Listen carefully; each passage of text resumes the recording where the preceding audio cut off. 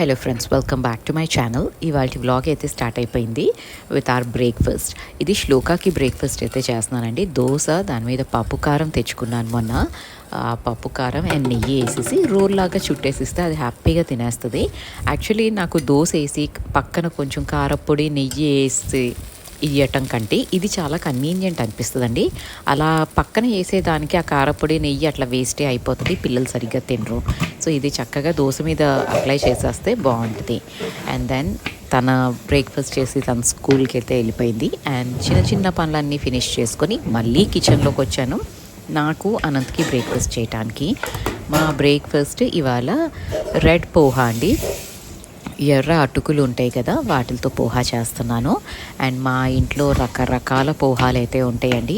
ఇది only Anant diet start చేసిన దగ్గర నుంచి. అండ్ డైట్ ఇవాళ నిన్న స్టార్ట్ చేసింది కాదండి, తను 2019లో మొదలెట్టారు డైట్.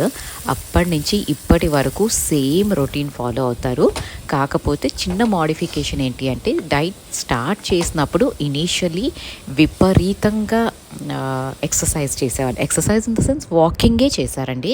తను జిమ్కి వెళ్ళి బాడీ తగ్గించుకోలేదు, జస్ట్ వాకింగ్ చేసి హీ రెడ్యూస్డ్ అప్రాక్సిమేట్లీ 100 kgs అట్లా ఉండేవాళ్ళండి initially when he started dieting. But అక్కడి నుంచి 73 దగ్గరకు వచ్చి ఇక్కడి నుంచి ఇంకా మెయింటైన్ చేస్తూ ఉన్నారు. సో తను when he entered in to this healthy diet phase కదా, నేను ఇదే అలవాటు చేసుకున్నాను. అందుకనే మా ఇంట్లో పోహా, ఎందుకంటే తక్కువ ఆయిల్ పడుతుంది అండ్ కార్బ్స్ ఉంటాయి. కార్బ్స్ ఆల్సో ఆర్ ఇంపార్టెంట్ కదా. మనం ఎంతసేపు ఎంఫసైజ్ అన్నది ప్రోటీన్ మీదే చేస్తాం, but carbs are also equally important. So బ్రేక్ఫాస్ట్కి వీ హ్యావ్ కార్బ్స్ అంటే పోహా రూపంలో, అండ్ ప్రోటీన్ రూపంలో పల్లీలు బాగా వేస్తానండి నేను. ఏ పోహా అయినా ఉప్మా ఏది చేసినా దాంట్లో పల్లీలు విపరీతంగా ఉంటాయి. సో ఇలాగా ప్రోటీన్ అండ్ కార్బ్స్ కాంబినేషన్ అయితే బ్రేక్ఫాస్ట్ జరుగుతుంది. అండ్ ఇంకా బ్రేక్ఫాస్ట్ సెషన్ అయిపోయినాక ఇవాళ నేను మొదలెట్టిన పని ఏంటి అంటే, ఇవన్నీ చేయటం అండి. డస్టింగ్ ఇదంతా చేయటం. యాక్చువల్లీ డస్టింగ్ అన్నది ఎక్కడికి వెళ్ళినా, నేను ఏ ఇంట్లో వెళ్తానో ఆ చుట్టుపక్కల కన్స్ట్రక్షన్ ఉంటుందండి. ఐ అట్రాక్ట్ డస్ట్ ఏమో అనిపిస్తుంది నాకైతే ఈ మధ్య ఆలోచిస్తూ ఉంటే. ఎందుకు అంటే పూణేలో అంతే, ఇల్లు చాలా బాగుండేది కానీ ఆ డస్టింగ్ చుట్టుపక్కల కన్స్ట్రక్షన్కి విపరీతంగా డస్ట్ వచ్చేది. అజ్మేర్లోనూ అంతే. వారణాసి ఒక్క ప్లేస్లో కొంచెం స్థిరంగా ఉన్నానేమోనండి. అండ్ బాంబేలో అయితే అసలు చెప్పక్కర్లేదు. ఒక్క పొద్దున చేస్తే సాయంకాలానికి కూడా విపరీతమైన లేయర్ ఆఫ్ డస్ట్ వచ్చేది. అండ్ వైజాగ్లో కూడా సేమ్ స్టోరీ. నా స్టోరీ మాత్రం డస్ట్తో నా సంబంధం ఆర్ బంధం తీయరా అనేది అని నాకు అర్థమైపోయిందండి. ఇన్ని రోజులు ఏంటంటే డ్రై మైక్రోఫైబర్ క్లాత్తో కుట్టేస్తున్నాను అనమాట. బట్ ఐ థాట్ ఇంకా ఇంటికి వచ్చినాక కొంచెం థరో క్లీనింగ్, థరో డస్టింగ్ కాలిన్తో చేసుకొని చాలా రోజులైంది నా ఫర్నిచర్ని. సో ఇక్కడ సెంటర్ టేబుల్ని అయితే థరోగా క్లీన్ చేసేసుకుంటున్నాను కాలిన్ వేసి. అండ్ ఇక్కడ మాత్రం డస్ట్ బాగానే ఉందండి, భయంకరంగా ఉంది, బాగానే కాదు. అండ్ వచ్చే ఆ గాలికి కూడా బాగా డస్ట్, గ్లాసెస్ అన్నీ డస్ట్ కొట్టుకుపోతున్నాయి. So it has to be inevitably daily చేయాల్సిన పనిలాగే ఉంది. అండ్ హౌస్ హెల్ప్ కూడా నాకు ఇక్కడ దొరికిందండి. అండ్ ఐ హోప్, అంటే నాకు ఇంతవరకు ఎప్పుడు ప్రాబ్లం లేదు. So I'm never negative about house helps అండి. లాస్ట్ టైం కూడా ఎందుకు మరి ఆ అమ్మాయి ఎందుకు అట్లా రియాక్ట్ అయిందో నాకు తెలియదు, కానీ హౌస్ హెల్ప్ అన్నది ఏమీ లేదండి. యాక్చువల్లీ తనని సూట్ కేస్ తీయమని హెల్ప్ చేయమని అడిగాను.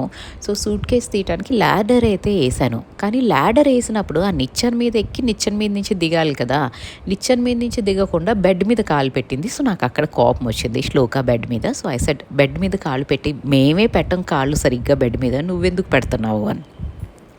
అంతేనండి. ఇంకా బాబోయ్ అది నన్ను తిట్టేసి ఇంకా అట్లా గట్టిగా అరిచేసరికి మనకి ఒకలాగా అయిపోతుంది కదా. సో ఐ సెడ్, ఇంకా యూ కెన్ లీవ్, నాకు వద్దు నువ్వు. If this is the way you talk to me, I would not want someone like this అనిపించింది. And I said thank you, bye. So ఇట్లాంటి ఎన్కౌంటర్ నాకు ఎక్కడా అవ్వలేదు. బాంబేలో ఫస్ట్ టైం, ప్రతిదీ ఫస్ట్ టైమే కదా. సో ఈసారి నేను చాలా పాజిటివ్గా హోప్ఫుల్గా ఉన్నానండి హౌస్ హెల్ప్స్ విషయంలో. But let's see. అండ్ ఇక్కడ ఏంటంటే నీట్గా అరేంజ్ చేసేసుకున్నాను సెంటర్ టేబుల్ వరకు. అండ్ ఏసీ ఇన్స్టాల్ చేయడానికి మొన్న వచ్చినప్పుడు వాళ్ళు హ్యాండ్స్తో అదంతా పట్టేసుకున్నారండి. ఇదంతా ఏంటంటే వుడెన్ లామినేట్ లాగా ఏదో చేశారు. సో క్లీన్ చేయటం ఈజీగానే ఉంది. ఆ మరకలు చూస్తున్నాను కానీ అది పోతాయా పోవా అండ్ బద్ధకం అండి. బేసికలీ మళ్ళీ పైకి ఎక్కి తీయాలి అంటే మాత్రం నిజంగా బద్ధకం వచ్చేస్తుంది నాకైతే. ఐ ఐ థింక్ 2 వీక్స్ ఏమో పడుతుందండి ఇల్లు కంప్లీట్లీ సెట్ చేయడానికి. కానీ ఈసారి ప్రొలాంగ్డ్ పీరియడ్ అయితే పడుతుంది. సో ఈ డస్టింగ్ కూడా ఇక్కడ కూడా ఆ ఉన్న మురికి నీట్గా క్లీన్ అయితే చేసుకున్నాను. అండ్ లాస్ట్లీ ఈ ప్లేస్ ఏదైతే ఉందో ఇది డైనింగ్ టేబుల్కి ఆపోజిట్ ఉంటుందండి ఇక్కడ. సో ఇది కొంచెం మెస్సీ అంటే నేను సెట్టే చేయలేదులేండి. సో దీన్ని ఇవాళ కొంచెం ఆర్గనైజ్ చేసి కొంచెం బ్యూటిఫై చేద్దాము అనుకున్నాను. నా బ్రెయిన్లో అయితే ఒక ఐడియా ఉంది.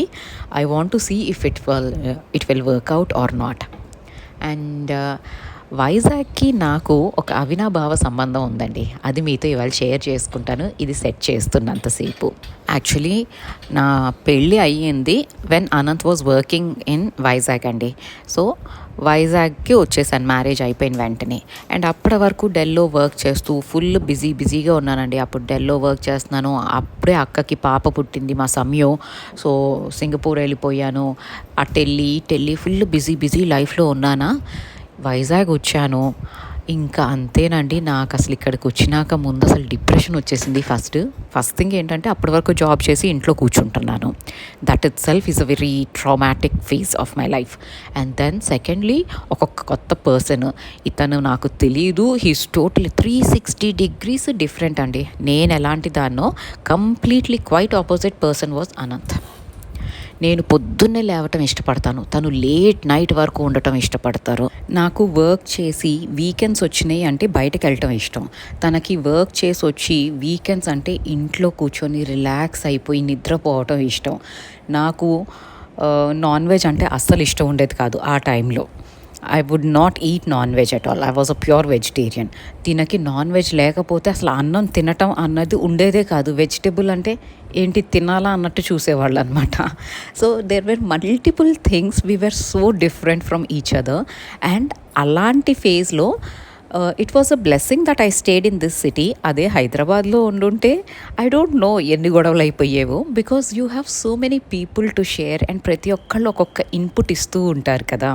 కానీ నేను ఇక్కడ ఉండటం వల్ల ఒక అడ్వాంటేజ్ ఏంటి అంటే అప్పుడు I slowly got adjusted to him and they were people who guided me in the right way also Andy. So I am blessed to live in Vizag in that phase of life. And slowly ఈ city అంటే ఇష్టము అని నేను చెప్పనండి. Frankly speaking I was okay with that city. And finally 1.5 years అట్లా అయిపోయినాక we got transfer to Hyderabad. అప్పుడు నేను కన్సీవ్ అయ్యాను. శ్లోక పుట్టింది హైదరాబాద్లోనేనండి. సో ఆ రీజన్ క్లాజ్ పెట్టుకొని he took a transfer to Hyderabad because I wanted to stay next to అమ్మ ఉంటే కొంచెం హ్యాండీగా ఉంటుంది అనేసి.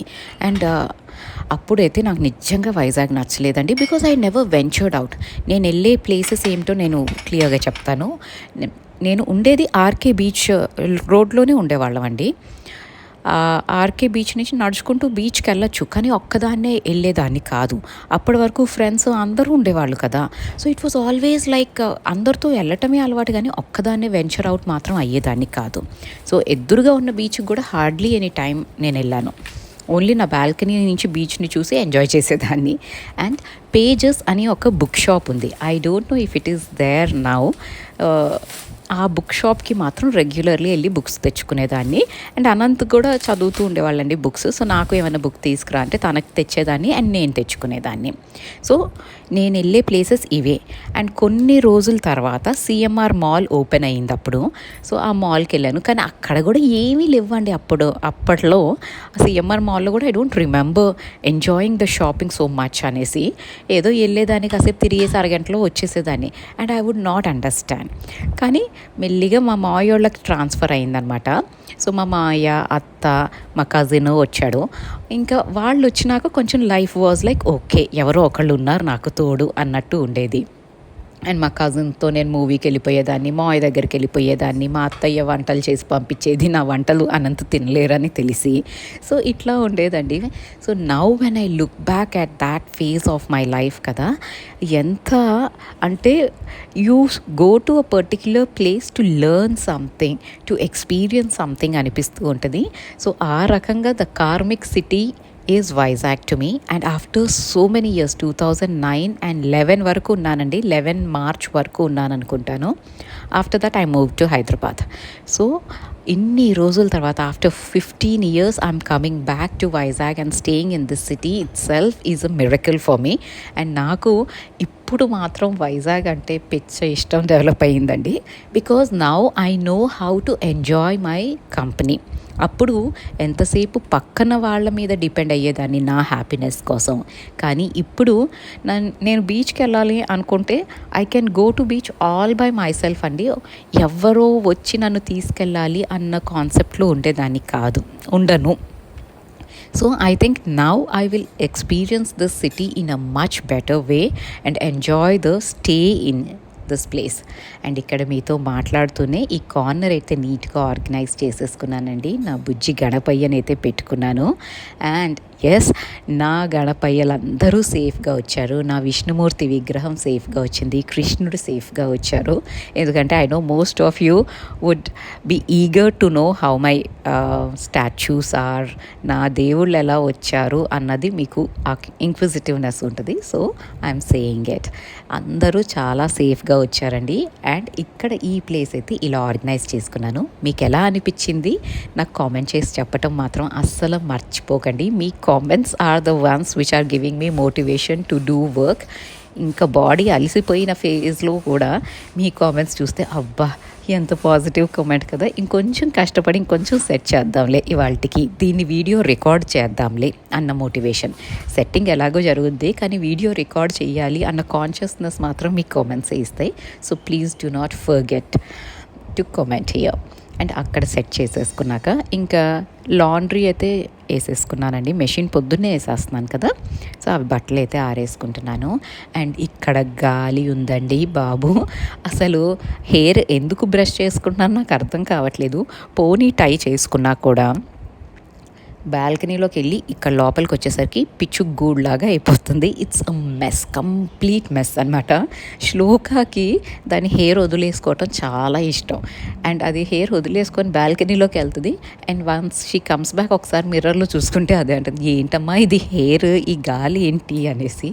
But that is how the city is. And ఈ బ్రీజ్, ఈ సీ, ఈ సిటీ, ఇది ఇప్పుడు నాకు నచ్చినంత 15 years బ్యాక్ నచ్చలేదండి. ద సేమ్ సిటీ, బట్ నాకు ఇప్పుడు నచ్చుతుంది అండ్ అప్పుడు నచ్చలేదు.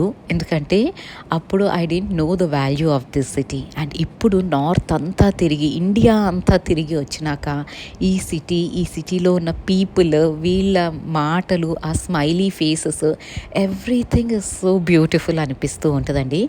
ఎప్పుడైనా అంటే మన దగ్గర ఉన్నది మనకు వాల్యూ తెలీదు, అది దూరంగా వెళ్ళిపోయినప్పుడే మనకు వాల్యూ తెలుస్తుంది. సో వైజాగ్ నాకు నేర్పించిన lesson, value everything which you have as of now. ఎందుకంటే ఇది దూరంగా వెళ్ళిపోయినప్పుడు you would crave for it. ఇది కావాలి అని మీరు ఎంత తపన పడ్డా అది మీకు దొరకకపోవచ్చు.